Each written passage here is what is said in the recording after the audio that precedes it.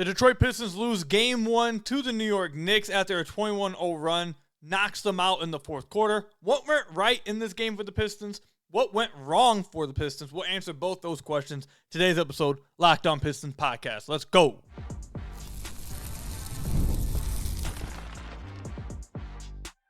You are Locked On Pistons, your daily Detroit Pistons podcast. Part of the Locked On Podcast Network, your team every day.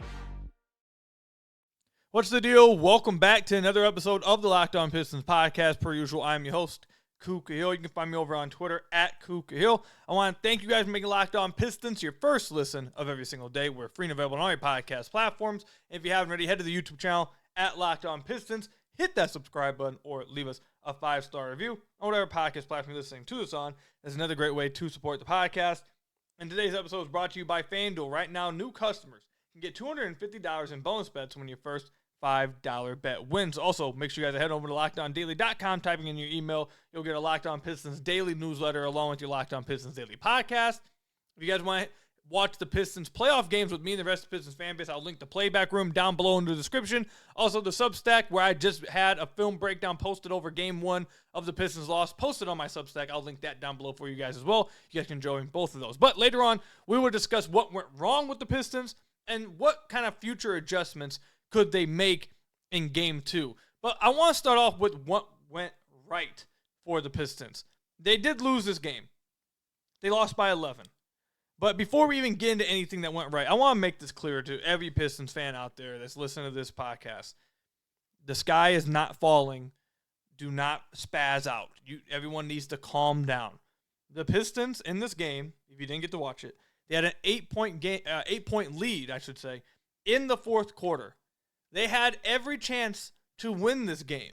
The Knicks came out with a 21-0 run in the fourth quarter and knocked the Pistons out. That's what happened. Their inexperience showed. They're all extremely young. This is a lot of their first playoff games ever. The inexperience showed in that fourth quarter. The Knicks stayed composed. They hit with a run. And the Pistons, they looked like they got shell-shocked for a minute there. And they got knocked out with that 21-0 run. Despite that, the Pistons had a lead in the second quarter, in the third quarter, in the fourth quarter. They had an 8-point lead in the fourth quarter. There were a lot of good things that the Pistons did for the first 3.5 quarters of this game. So yes, while they did lose and while they did give up this run, it was not all bad, and there are plenty of good things to take from this game and to feel confident that they will be able to hang in this series.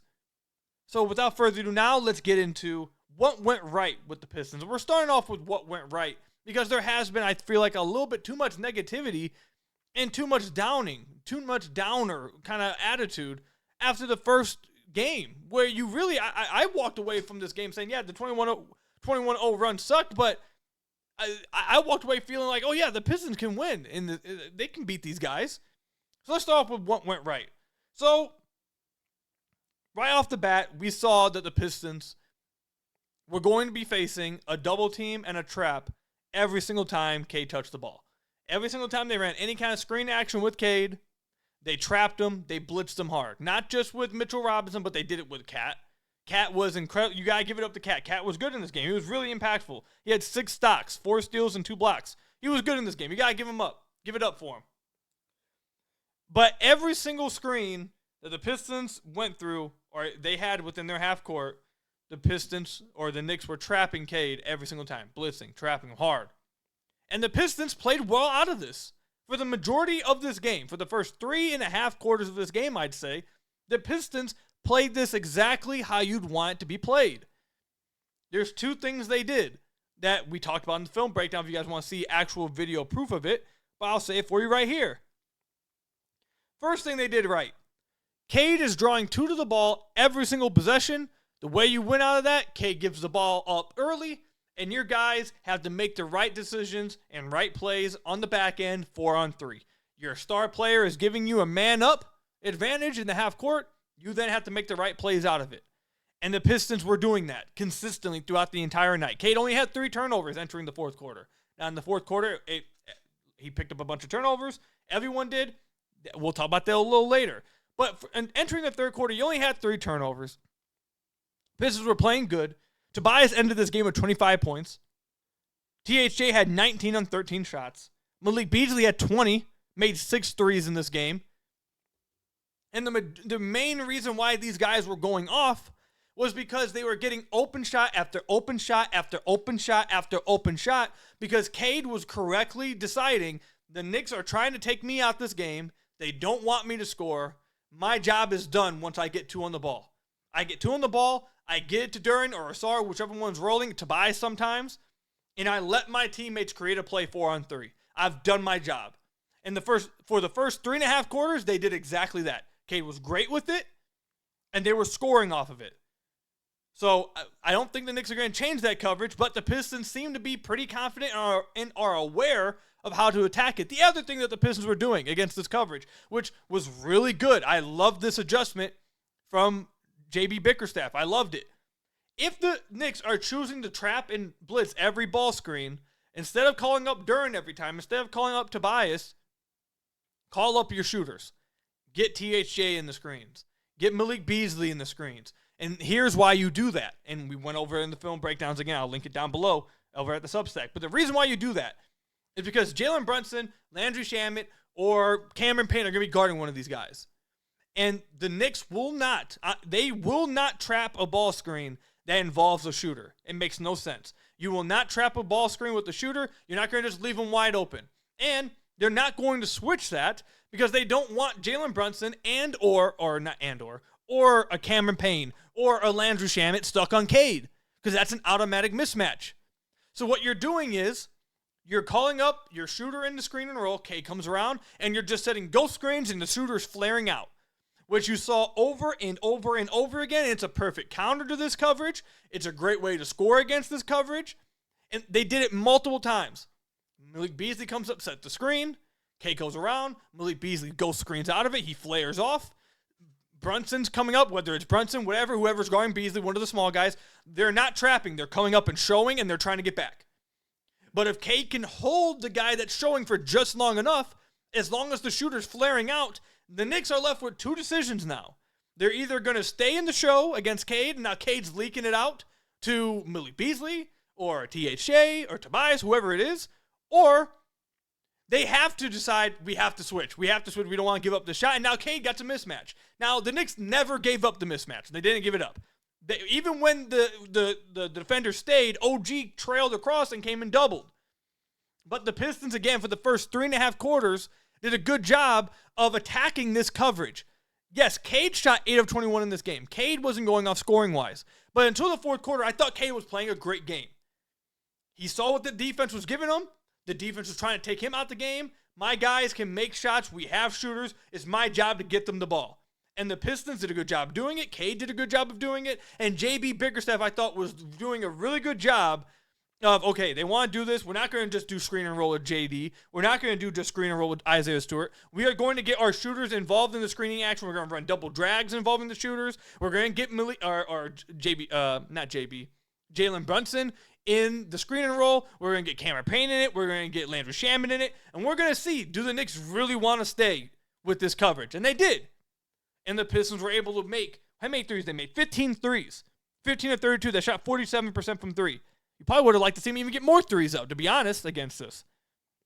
So the Pistons, if I'd feel confident about the Pistons moving forward, their offense, because they felt until the Knicks run in the fourth quarter where they just looked young and inexperienced, they looked like they were well prepared and were ready to attack this type of defense. And I don't think the Knicks are going to change it up. I think the Knicks position will be, we don't trust that Tobias Harris, Malik Beasley, and THJ can shoot well, and we don't think they'll do it 4 times. We're going to trap Cade every single time. Cade can beat us 4 times. We don't believe anyone else will. If you can, you'll have to prove it to us. That's why I think the Knicks defense is going to be for the rest of this series. And as long as Cade is able to get the ball out early against these traps, that's another thing. He was doing a good job of it for the first 3 quarters. As long as he's getting the ball out early to the roller, before the trap gets there and can really knock the ball away, the Pistons will create good offense. They got good passes in Duren and Ausar in the short roll. They got good shooters surrounding those short rollers in Tobias, Malik, THJ.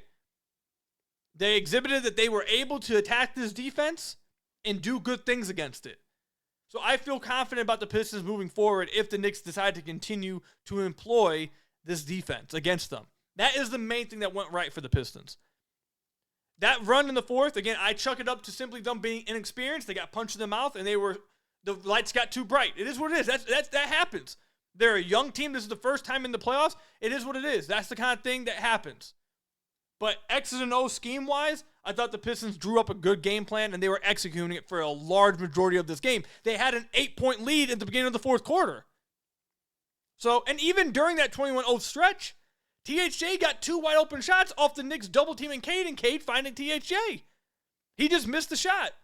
Again, Pistons down 198. Cade splits a double team, which another thing, I thought Cade was starting to figure out and starting to problem solve at the end of this game, how he wants to attack to get himself his own buckets. He splits a trap against Cat, gets downhill, dumps it off for Duren, wide open layup, Duren just misses it. Could have tied the game. Those guys will hit those shots. THJ will hit those shots. Jalen Duren will not miss layups over and over. It's not going to happen. The Pistons, it felt like they were generating what they wanted within the half court. It's just a matter of will they execute. They had their chances. I feel good. I feel good about it. So I thought a lot went right offensively. And then even defensively, I thought they did a really good job until the fourth quarter. 27 points in the first quarter allowed, 30 points in the second quarter allowed, 26 points allowed in the third quarter. I thought, literally, if it wasn't for that 21-0 run, which was a part of a game, but it was in that stretch in the fourth quarter, I thought the Pistons were executing exactly what they wanted to do for the first 3.5 quarters of the game. There's a lot to feel good about it. You can't get knocked out by a 21-0 run, but for the majority of the game, I thought the Pistons showed why they can hang in this series. But let me know in the comment section down below or over on Twitter at @KukaHill how you feel about this game, what you think went right for the Pistons in this game. But coming up, we'll talk about what went wrong for the Pistons and how did they squander this lead and give up a 21-0 run in the fourth quarter. We'll talk about it coming up. NBA fans, you know what time it is. Playoff season means big performances and even bigger rewards. DoorDash is bringing the heat with a slam dunk deal for Dash Pass members during the 2025 NBA playoffs. It's called They Swoosh, You Score. Anytime a player scores 50 or more points in a playoff game, Dash Pass members score a free 3-piece crispy tender combo from Wingstop the very next day. Just place an order of 20 or more, just use the code Wingstop50 at checkout, and that combo is yours. Crispy, delicious, and totally free. Offer valid noon to midnight the day after the game. So here's the play. Sign up for Dash Pass to unlock this and more exclusive deals all season long. When any player scores 50 plus in a playoff game, Dash Pass members can grab a free 3-piece crispy tenders combo from Wingstop the next day with a $20 plus order and code Wingstop50. That's Dash Pass, your door to more savings, more flavor, and more ways to win. Terms apply. Again, with DoorDash, use code Wingstop50 after a player scores 50 or more in a playoff game. Get that deal for yourself over at DoorDash. So I want to thank you guys again for making Locked On Pistons your first listen of every single day. Free and available on all your podcast platforms. If you haven't already, head to the YouTube channel at Locked On Pistons. Hit that subscribe button or leave us a 5-star review on whatever podcast platform you're listening to this on. That's another great way to support the podcast. You guys already know, head over to LockedOnDaily.com. Type in your email. You'll get a Locked On Pistons daily newsletter along with your Locked On Pistons daily podcast. We got you guys covered there.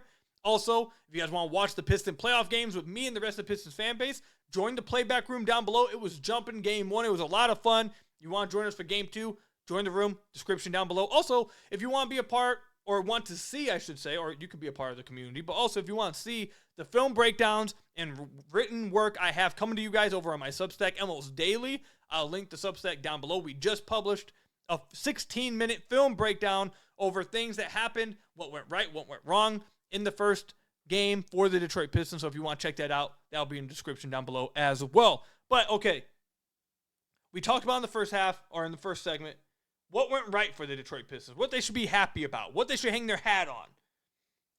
But obviously, for them to lose by 11 points and to give up a 21-0 run, something had to have gone wrong. So what went wrong for the Pistons? All right, here are the things that they need to improve on and are not good things. The first thing is, right out the gate, the Pistons did go with the Jalen Duren on Josh Hart and Tobias Harris on Cat matchup. I said on the podcast the last few weeks, I thought this was what would happen. A lot of teams throughout the season have done this against the New York Knicks. I thought it was very clear the Pistons would do something like this. I was willing to bet a lot of money that wouldn't we talked about on the podcast a lot. And sure enough, right out the gate, they did do that. However, they weren't able to really execute what they wanted to, at least I don't think, out of that matchup. Cat ended up with 23 points on 14 shots with only taking 3 threes in this game. Part of the reason why you run that scheme, you run that matchup, is you're switching with Cat so you can't pop. You're taking away the threes, what they did. But you have your big roaming off of Josh Hart. So anytime Cat puts the ball on the ground, you are sending it at him, and he's not going to be able to get any clean looks at the rim, and you don't trust him.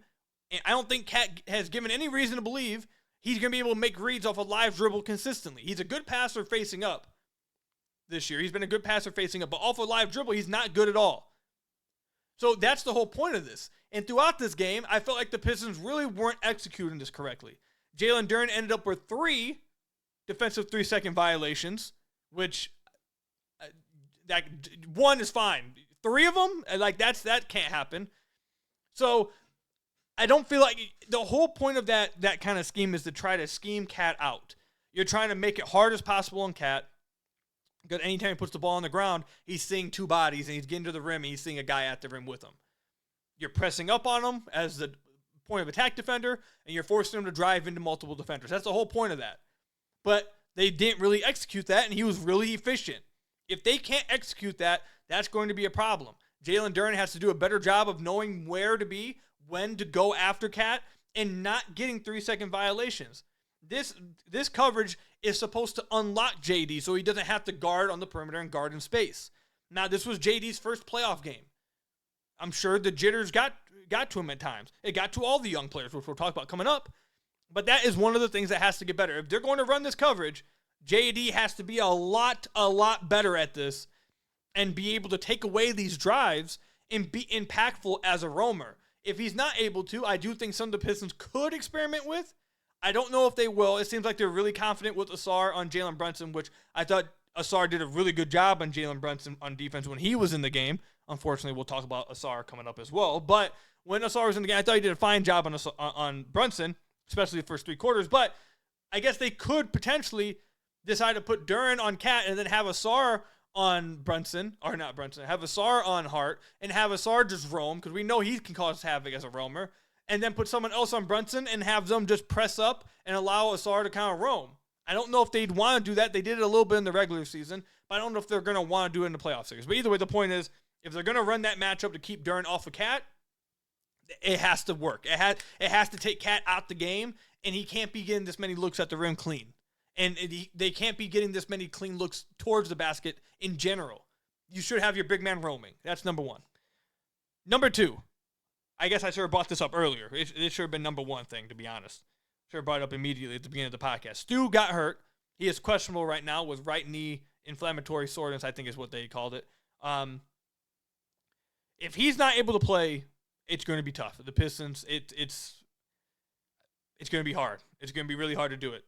That's the main thing that went wrong, is that potentially your best matchup for this series at the big man position got hurt, and he was laboring after the first quarter. He was laboring the entire game, and he was fighting through it, which is tough as hell.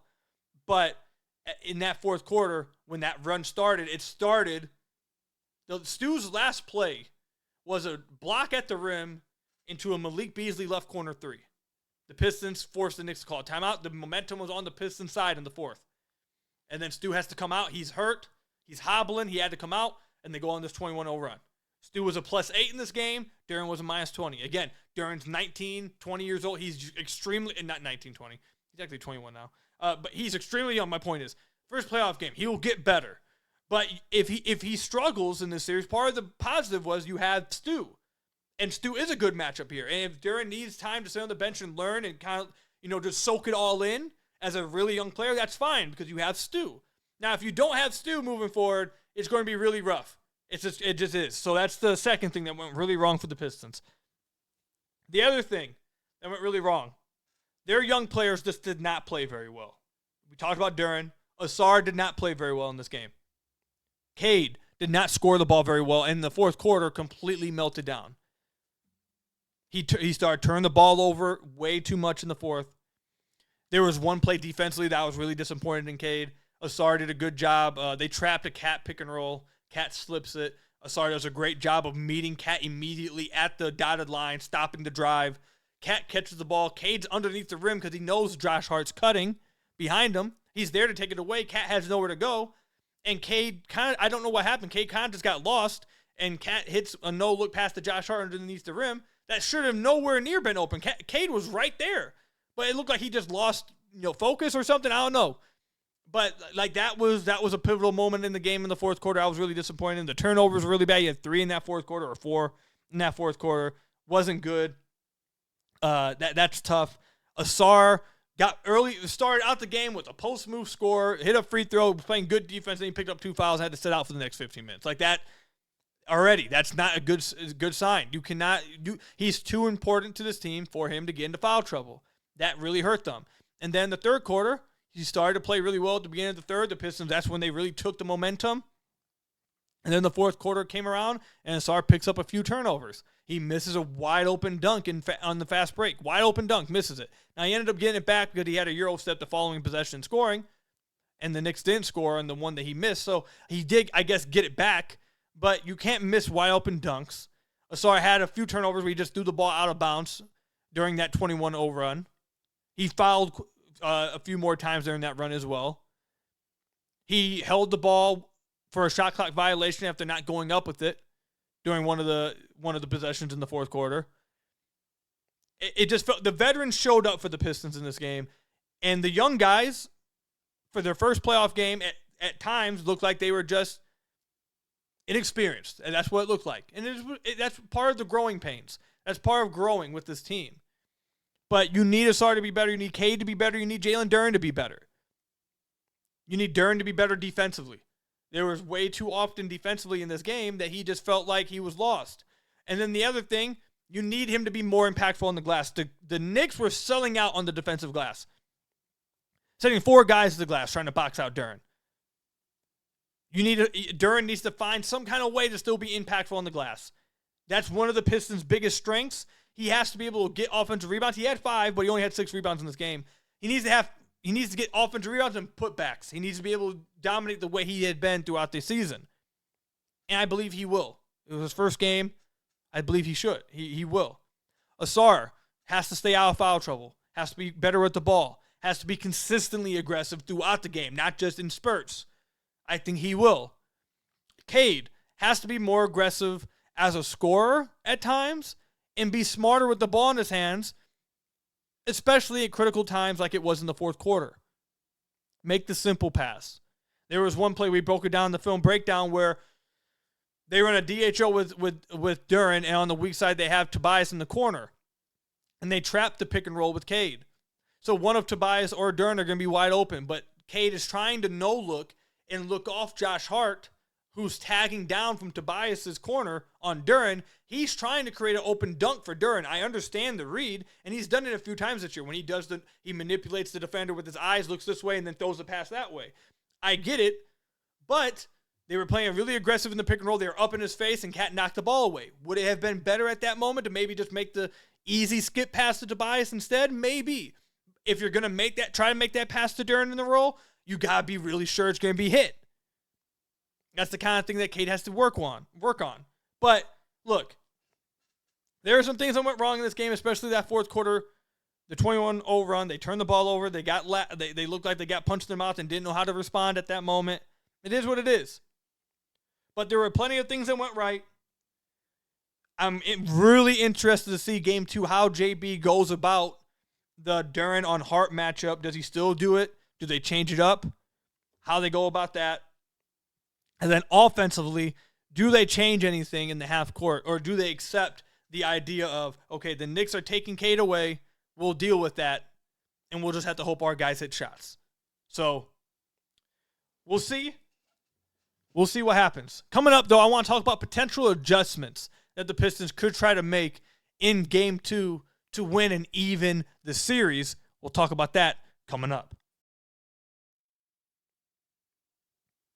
The NBA playoffs are here, and FanDuel is giving new customers an incredible way to get in on the action. Right now, when you join FanDuel and place your first $5 bet, you'll get $250 in bonus bets if you win. I love how FanDuel makes betting so easy, whether it's picking my favorite team or diving into player props. From three-pointers to steals to assists, FanDuel has so many ways to bet your favorite player props. Plus, after the game tips off, you can even combine live prop bets into a same-game parlay for a chance to win big. I've told you guys this many times. I joined FanDuel a few years ago, and I have not turned back since. I just used it in this last Pistons game. Don't ask me if I won or lost. It is what it is. But it's incredibly easy to use, super fun to use, super self-explanatory. Again, I've been using it for years. The most important thing, it's super fun to use. You can bet any sport on there.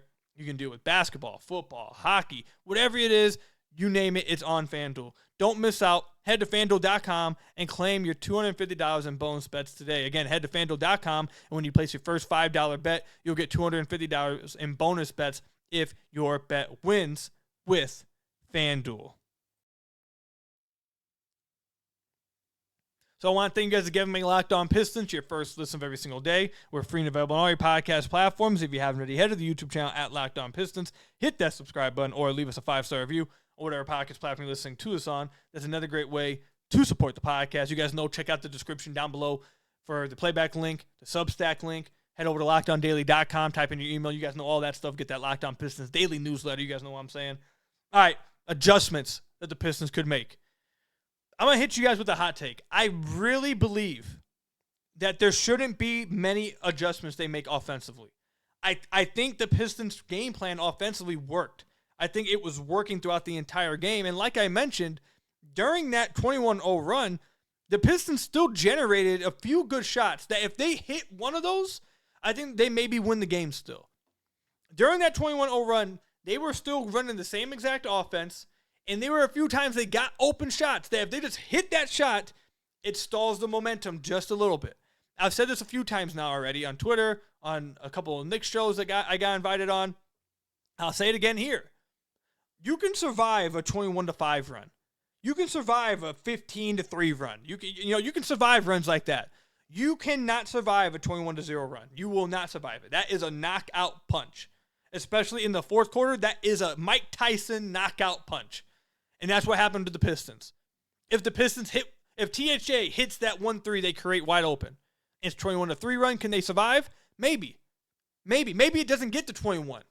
Because that would have gave the Pistons the lead by 1 point on that possession. If JD hits that layup and ties the game, do they lose the game? Maybe.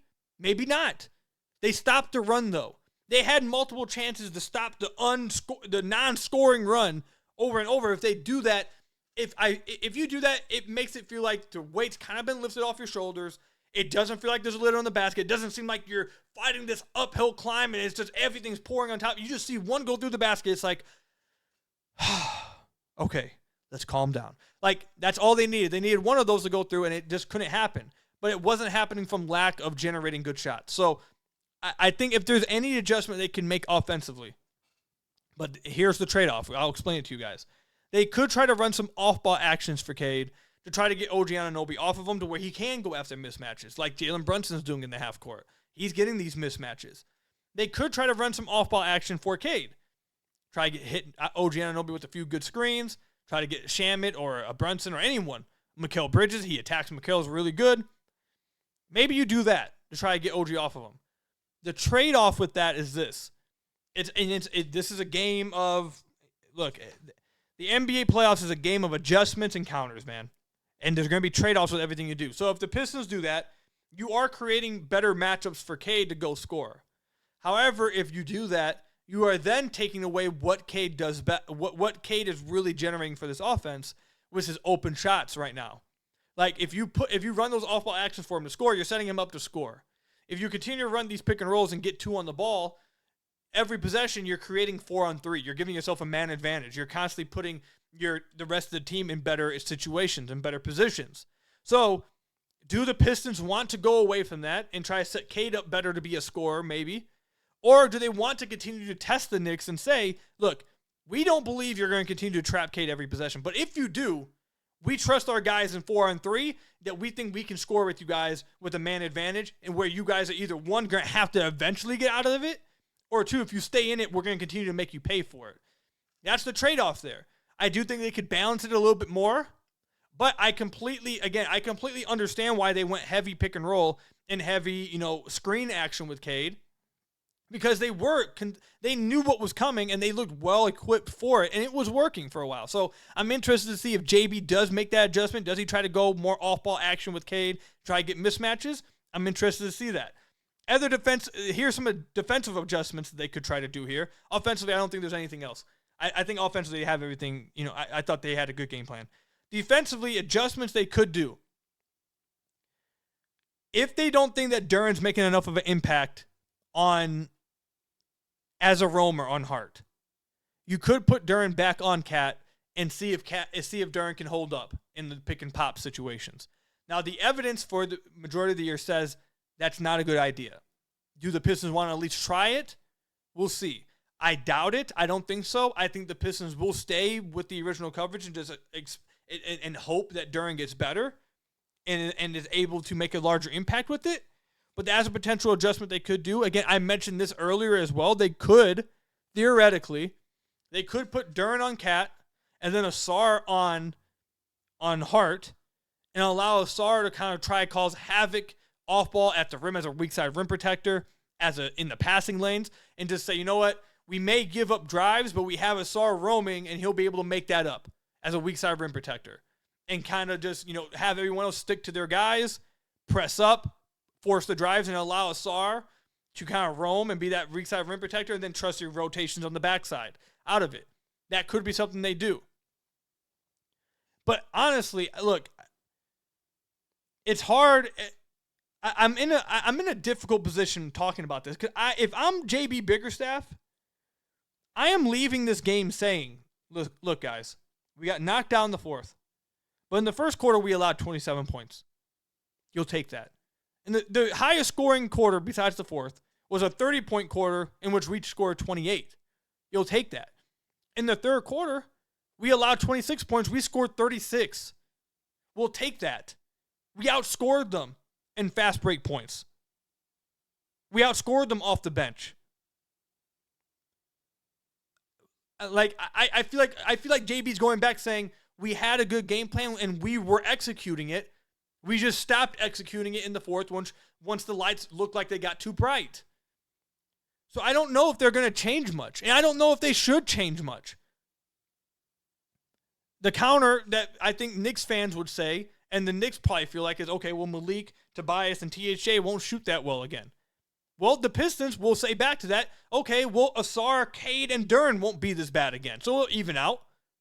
Duren's not going to play this bad again. Ausar's not going to miss wide open dunks again. Cade's not going to start off, 3 of 11 again. The things will balance out. Overall, I think their game plan was sound. I really do. I really did like the game plan from JB. They need their star player to hit more shots. They need Cade to hit more shots and to be more careful with the ball. They can't turn the ball over and give the Knicks open, more fast break points. The Pistons had 19 turnovers in this game. That's bad. Can't have 19 turnovers.